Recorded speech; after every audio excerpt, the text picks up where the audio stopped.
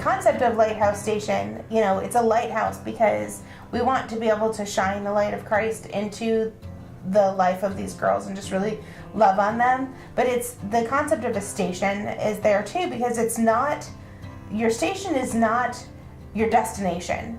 You know, when you take a train or you take a bus or you take an airplane, you get to the station and that's not your destination. That's not where you want to stay. You know, the station is where you decide where to go next and how to get there. So maybe you're going to take a connection, or you're going to, you know, take a taxi from there or whatever. And it's about laying a plan, and the station is where that plan happens. So that's really important to us.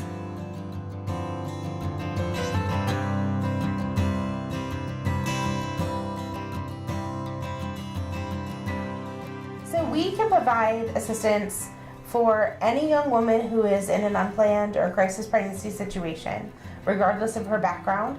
But she does need to be over 18, and because we're not licensed to take minors. She does need to be clean from any substance, like 30 days sober.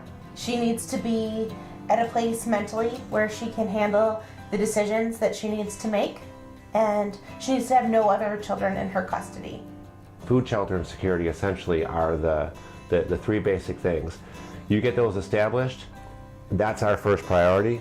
Once those things are established, it's like, okay, let's start talking about your future. I really want the girls to be able to formulate a plan that's going to work for them. So whether that's parenting in a traditional sense, or whether that's marriage, or whether that's adoption or alternate parenting, you know, we want them to feel empowered to take control of that.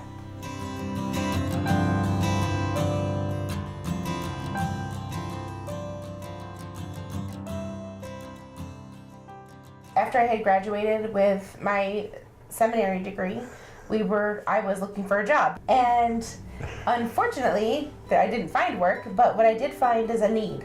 And we ran into the need over and over and over again, the need for maternity housing. We'd gotten involved with mission work starting in New Orleans following Hurricane Katrina. And since then, places as far away as Haiti, but also a big involvement with local missions, with the youth group as well.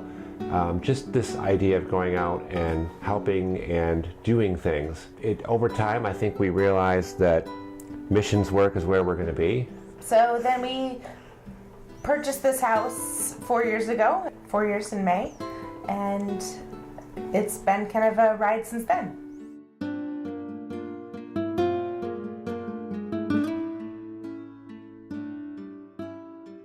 So the way Lighthouse Station operates is kind of multiple levels of staffing, but I'm going to start in the middle because the middle is the most important part, and that is the house parents. The entire model is built around having two people, a husband and wife, who are a strong example of how to live a Christ-centered life, and they're essentially going to be the ones who are running the house day to day, helping, teaching, directing, answering questions, being there for the middle of the night. I need someone to talk to, in every sense of the word, parents, but they are the person that the young women are going to interact with the most. And it's essentially a full-time ministry placement that they're in the house.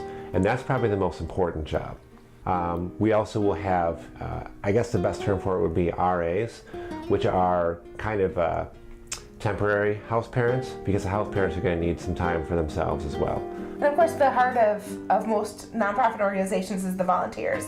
So we're going to have volunteer positions to come alongside the girls. We'll need birthing coaches, we'll need class instructors so that we can offer classes to the girls on things like budgeting and canning and food preparation, cooking, baby care classes, Lamaze classes, all of those kinds of things that go into what they're going to be learning and go into the program.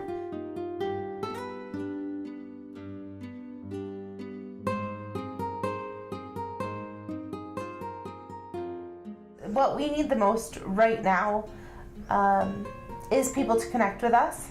And you can go on facebook.com/Lighthouse Station Warsaw. And also our website. On the website there is a list that we are maintaining of things that we need. So kind of a wish list, whether it be diapers and baby clothes or maternity clothes or a washer and dryer. And there's also on there you can donate financially to us through our website, and there's a list of upcoming events. Probably the most important thing through all this is if someone's watching this right now and they're like, I don't know, can I help? Is there something I can do? There absolutely is, and that is to pray. To pray for us, to pray for the staff that we're seeking out and the volunteers that are coming alongside us, and to pray for the girls. And this is kind of an ongoing thing, because once we're open, those girls are going to need prayer. And right after prayer is talking with people. The important thing is that people know, because I don't want there to be a young woman who's sitting there and is like, I don't know what to do, and she's in that dark moment in time where she's not even sure what she's going to be able to do with herself, much less this baby she just found out she's going to have. I want this to be well enough known that a friend or a family member or somebody from church or something can be like, hey, I heard about this place. Let me connect you with this place. That's what I want to have. So I think our two biggest needs are prayer and just people talking about it. I want these girls to know that this stage does not have to define the rest of their life. One pregnancy doesn't end it. You have options and you can choose life. And there's people that want to help you and to support you and not to judge you. Like, this house is a judgment-free zone. We really just want to love on these girls.